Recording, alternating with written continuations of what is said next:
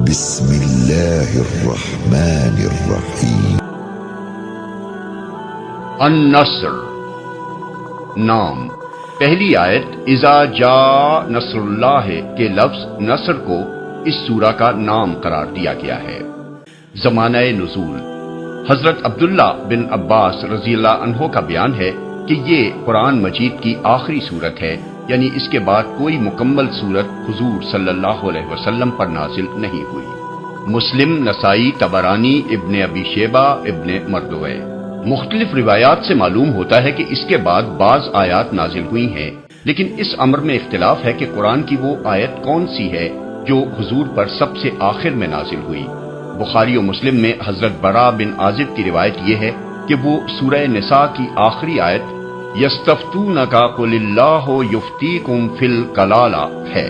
امام بخاری نے ابن عباس رضی اللہ عنہ کا قول نقل کیا ہے کہ آیت ربا، یعنی جس آیت میں سود کی حرمت کا حکم دیا گیا ہے، قرآن کی سب سے آخری آیت ہے۔ اس کی تائید ان روایات سے بھی ہوتی ہے جو امام احمد، ابن ماجہ اور ابن مردوے نے حضرت عمر سے نقل کی ہے، مگر ان میں یہ نہیں کہا گیا ہے کہ یہ آخری آیت ہے، بلکہ حضرت عمر رضی اللہ عنہ کا قول یہ ہے کہ یہ سب سے آخر میں نازل ہونے والی آیات میں سے ہے۔ ابو عبید نے فضائل قرآن میں امام زہری کا اور ابن جریر نے اپنی تفسیر میں حضرت سعید بن مسیب کا قول نقل کیا ہے کہ آیت ربا اور آیت دین، یعنی سورہ بقرہ رکوع 38 اور 39 قرآن میں نازل ہونے والی آخری آیات ہیں۔ نسائی، ابن مردوے اور ابن جریر نے حضرت عبداللہ بن عباس رضی اللہ عنہ کا ایک دوسرا قول یہ نقل کیا ہے کہ واتقوا یوما ترجعون فیہ، البقرہ 281 قرآن کی آخری آیت ہے۔ الفریابی نے اپنی تفسیر میں ابن عباس کا جو قول نقل کیا ہے اس میں یہ اضافہ ہے کہ یہ آیت حضور صلی اللہ علیہ وسلم کی وفات سے 81 دن پہلے نازل ہوئی تھی، اور سعید بن جبیر کا قول جو ابن ابی حاتم نے نقل کیا ہے اس میں اس آیت کے نزول اور حضور صلی اللہ علیہ وسلم کی وفات کے درمیان صرف 9 دن کا فصل بیان کیا گیا ہے۔ امام احمد کی مسند اور امام حاکم کی المستدرک میں حضرت ابی بن کعب کی روایت یہ ہے کہ سورہ توبہ کی آیات 128، 129 سب سے آخر میں نازل ہوئی ہیں۔ حضرت عبداللہ بن عمر رضی اللہ عنہ کی روایت ہے کہ یہ سورت حجۃ الوداع کے موقع پر ایام تشریق کے وسط میں بمقام منی نازل ہوئی، اور اس کے بعد حضور صلی اللہ علیہ وسلم نے اپنی اونٹنی پر سوار ہو کر اپنا مشہور خطبہ ارشاد فرمایا۔ ترمذی، بزار، بیہقی، ابن ابی شیبہ، عبد بن حمید، ابو یعلا، ابن مردوے۔ بیہقی نے کتاب الحج میں حضرت سرہ بنت بنہان کی روایت سے حضور صلی اللہ علیہ وسلم کا وہ خطبہ نقل کیا ہے جو آپ نے اس موقع پر ارشاد فرمایا تھا۔ وہ کہتی ہیں کہ میں نے حجۃ الوداع میں حضور صلی اللہ علیہ وسلم کو یہ فرماتے سنا کہ لوگوں، جانتے ہو کہ یہ کون سا دن ہے؟ لوگوں نے عرض کیا اللہ اور اس کے رسول کو زیادہ علم ہے۔ فرمایا یہ ایام تشریق کے بیچ کا دن ہے۔ پھر آپ نے پوچھا جانتے ہو یہ کون سا مقام ہے؟ لوگوں نے عرض کیا اللہ اور اس کے رسول کو زیادہ علم ہے۔ فرمایا یہ مشعر حرام ہے۔ پھر حضور صلی اللہ علیہ وسلم نے فرمایا میں نہیں جانتا، شاید اس کے بعد میں تم سے نہ مل سکوں۔ خبردار رہو، تمہارے خون اور تمہاری عزتیں ایک دوسرے پر اسی طرح حرام ہیں جس طرح یہ دن اور یہ مقام حرام ہے، یہاں تک کہ تم اپنے رب کے سامنے حاضر ہو اور وہ تم سے تمہارے اعمال کے بارے میں سوال کرے۔ سنو، یہ بات تم میں سے قریب والا دور والے تک پہنچا دے۔ سنو، کیا میں نے تمہیں پہنچا دیا؟ اس کے بعد جب ہم لوگ مدینہ واپس ہوئے تو کچھ زیادہ دن نہ گزرے تھے کہ حضور صلی اللہ علیہ وسلم کا انتقال ہو گیا۔ ان دونوں روایتوں کو ملا کر دیکھا جائے تو معلوم ہوتا ہے کہ سورہ نصر کے نزول اور رسول اللہ صلی اللہ علیہ وسلم کی وفات کے درمیان 3 مہینے کچھ دن کا فصل تھا، کیونکہ تاریخ کی روح سے حجۃ الوداع اور حضور صلی اللہ علیہ وسلم کے وصال کے درمیان اتنا ہی زمانہ گزرا تھا۔ ابن عباس رضی اللہ عنہ کا بیان ہے کہ جب یہ سورت نازل ہوئی تو حضور صلی اللہ علیہ وسلم نے فرمایا مجھے میری وفات کی خبر دے دی گئی ہے اور میرا وقت آن پورا ہوا۔ مسند احمد، ابن جریر، ابن المنذر، ابن مردوے۔ دوسری روایات جو حضرت عبداللہ بن عباس رضی اللہ عنہ سے منقول ہوئی ہیں ان میں بیان کیا گیا ہے کہ کہ اس سورت کے نزول سے حضور صلی اللہ علیہ وسلم نے یہ سمجھ لیا تھا کہ آپ صلی اللہ علیہ وسلم کو دنیا سے رخصت ہونے کی اطلاع دے دی گئی ہے۔ مسند احمد، ابن جریر، طبرانی، نسائی، ابن ابی حاتم، ابن مردوے۔ ام المومنین حضرت ام حبیبہ رضی اللہ عنہا فرماتی ہیں، جب یہ سورت نازل ہوئی تو حضور صلی اللہ علیہ وسلم نے فرمایا، اس سال میرا انتقال ہونے والا ہے۔ یہ بات سن کر حضرت فاطمہ رضی اللہ عنہا رو دیں۔ اس پر آپ صلی اللہ علیہ وسلم نے فرمایا، میرے خاندان میں سے تم ہی سب سے پہلے مجھ سے آ کر ملو گی۔ یہ سن کر وہ ہنس دی۔ ابن ابی حاتم، ابن مردوے۔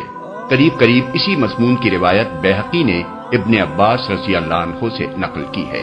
ابن عباس رضی اللہ عنہ فرماتے ہیں کہ حضرت عمر رضی اللہ عنہ مجھے غزوہ بدر میں شریک ہونے والے بڑے بڑے شیوخ کے ساتھ اپنی مجلس میں بلاتے تھے۔ یہ بات بعض بزرگوں کو ناگوار گزری اور انہوں نے کہا، ہمارے لڑکے بھی تو اسی لڑکے جیسے ہیں، اس کو خاص طور پر کیوں ہمارے ساتھ شریک مجلس کیا جاتا ہے؟ امام بخاری اور ابن جریر نے تصریح کی ہے کہ یہ بات کہنے والے حضرت عبد الرحمن بن عوف رضی اللہ عنہ تھے۔ حضرت عمر رضی اللہ عنہ نے فرمایا کہ علم کے لحاظ سے اس کا جو مقام ہے وہ آپ لوگ جانتے ہیں۔ پھر ایک روز انہوں نے شیوخ بدر کو بلایا اور مجھے بھی ان کے ساتھ بلا لیا۔ میں سمجھ گیا کہ آج مجھے یہ دکھانے کے لیے بلایا گیا ہے کہ مجھ کو ان کی مجلس میں کیوں شریک کیا جاتا ہے۔ دوران گفتگو میں حضرت عمر رضی اللہ عنہ نے شیوخ بدر رضی اللہ عنہما سے پوچھا کہ آپ حضرات اذا جاء نصر اللہ والفتح کے بارے میں کیا کہتے ہیں؟ بعض نے کہا، اس میں ہمیں حکم دیا گیا ہے کہ جب اللہ کی نصرت آئے اور ہم کو فتح نصیب ہو تو ہم اللہ کی حمد اور اس سے استغفار کریں۔ بعض نے کہا کہ اس سے مراد شہروں اور قلعوں کی فتح ہے۔ بعض خاموش رہے۔ اس کے بعد حضرت عمر رضی اللہ عنہ نے کہا، ابن عباس کیا تم بھی یہی کہتے ہو؟ میں نے کہا نہیں۔ انہوں نے پوچھا، پھر تم کیا کہتے ہو؟ میں نے عرض کیا، اس سے مراد رسول اللہ صلی اللہ علیہ وسلم کی اجل ہے۔ اس میں حضور صلی اللہ علیہ وسلم کو خبر دی گئی ہے کہ جب اللہ کی نصرت آ جائے اور فتح نصیب ہو جائے تو یہ اس بات کی علامت ہے کہ آپ صلی اللہ علیہ وسلم کا وقت آن پورا ہوا۔ اس کے بعد آپ اللہ کی حمد اور استغفار کریں۔ اس پر حضرت عمر رضی اللہ عنہ نے فرمایا، میں بھی اس کے سوا کچھ نہیں جانتا جو تم نے کہا ہے۔ ایک روایت میں اس پر یہ اضافہ ہے کہ حضرت عمر رضی اللہ عنہ نے شیوخ بدر رضی اللہ عنہما سے فرمایا، آپ لوگ مجھے کیسے ملامت کرتے ہیں جبکہ اس لڑکے کو اس مجلس میں شریک کرنے کی وجہ آپ نے دیکھ لی۔ بخاری، مسند احمد، ترمذی، ابن جریر، ابن مردوے، بغوی، بیہقی اور ابن المنذر۔ موضوع اور مضمون: جیسا کہ مندرجہ بالا روایات سے معلوم ہوتا ہے، اس سورہ میں اللہ تعالیٰ نے رسول اللہ صلی اللہ علیہ وسلم کو یہ بتا دیا تھا کہ جب عرب میں اسلام کی فتح مکمل ہو جائے اور لوگ اللہ کے دین میں فوج در فوج داخل ہونے لگیں تو اس کے معنی یہ ہیں کہ وہ کام مکمل ہو گیا جس کے لیے آپ دنیا میں بھیجے گئے تھے۔ اس کے بعد آپ کو حکم دیا گیا کہ آپ اللہ کی حمد اور اس کی تسبیح کرنے میں مشغول ہو جائیں کہ اس کے فضل سے آپ اتنا بڑا کام انجام دینے میں کامیاب ہوئے، اور اس سے دعا کریں کہ اس خدمت کی انجام دہی میں جو بھول چوک یا کوتاہی بھی آپ سے ہوئی ہو اسے وہ معاف فرما دے۔ اس مقام پر آدمی غور کرے تو دیکھ سکتا ہے کہ ایک نبی اور ایک عام دنیاوی رہنما کے درمیان کتنا عظیم فرق ہے۔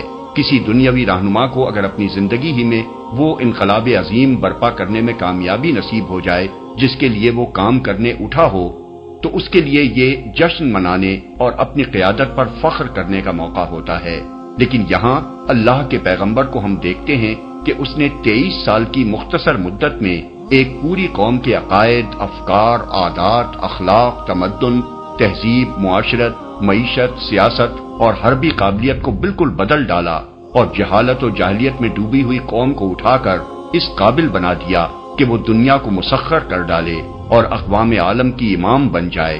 مگر ایسا عظیم کارنامہ اس کے ہاتھوں انجام پانے کے بعد اسے جشن منانے کا نہیں بلکہ اللہ کی حمد اور تسبیح کرنے اور اس سے مغفرت کی دعا کرنے کا حکم دیا جاتا ہے، اور وہ پوری عاجزی کے ساتھ اس حکم کی تعمیل میں لگ جاتا ہے۔ حضرت عائشہ رضی اللہ عنہا فرماتی ہیں کہ رسول اللہ صلی اللہ علیہ وسلم اپنی وفات سے پہلے سبحانک اللہم و بحمدک استغفرک و اتوب الیک۔ بعض روایات میں یہ الفاظ یہ ہیں، سبحان اللہ و بحمدہ استغفراللہ و اتوب الیہ کثرت سے پڑھا کرتے تھے۔ میں نے عرض کیا یا رسول اللہ یہ کیسے کلمات ہیں جو آپ نے اب پڑھنے شروع کر دیے ہیں؟ فرمایا میرے لیے ایک علامت مقرر کر دی گئی ہے کہ جب میں اسے دیکھوں تو یہ الفاظ کہا کروں، اور وہ ہے اذا جاء نصر اللہ والفتح۔ مسند احمد، مسلم، ابن جریر، ابن المنذر، ابن مردوے۔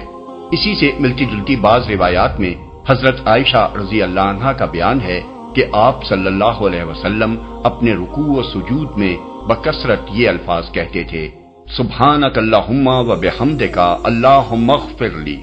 یہ قرآن یعنی سورہ نصر کی تعویل تھی جو آپ صلی اللہ علیہ وسلم نے فرمائی تھی۔ بخاری، مسلم، ابو داود، نسائی، ابن ماجہ، ابن جریر۔ حضرت ام سلمہ رضی اللہ عنہا فرماتی ہیں کہ رسول اللہ صلی اللہ علیہ وسلم کی زبان مبارک پر آپ کے آخری زمانہ حیات میں اٹھتے بیٹھتے اور جاتے آتے یہ الفاظ جاری رہتے، سبحان اللہ و بحمدہ۔ میں نے ایک روز پوچھا کہ یا رسول اللہ آپ کثرت سے یہ ذکر کیوں کرتے رہتے ہیں؟ فرمایا مجھے اس کا حکم دیا گیا ہے۔ پھر آپ نے یہ سورت پڑھی۔ ابن جریر۔ حضرت عبداللہ بن مسعود رضی اللہ عنہ کی روایت ہے جب یہ سورت نازل ہوئی تو رسول اللہ صلی اللہ علیہ وسلم کثرت سے یہ ذکر فرماتے رہتے، سبحانک اللہم و بحمدک اللہم اغفر لی، سبحانک ربنا و بحمدک اللہم اغفر لی انک انت التواب الغفور۔ ابن جریر، مسند احمد، ابن ابی حاتم۔ ابن عباس رضی اللہ عنہ کا بیان ہے کہ اس سورت کے نازل ہونے کے بعد رسول اللہ صلی اللہ علیہ وسلم آخرت کے لیے محنت و ریاضت کرنے میں اس قدر شدت کے ساتھ مشغول ہو گئے جتنے اس سے پہلے کبھی نہ ہوئے تھے۔ نسائی، طبرانی، ابن ابی حاتم، ابن مردوے۔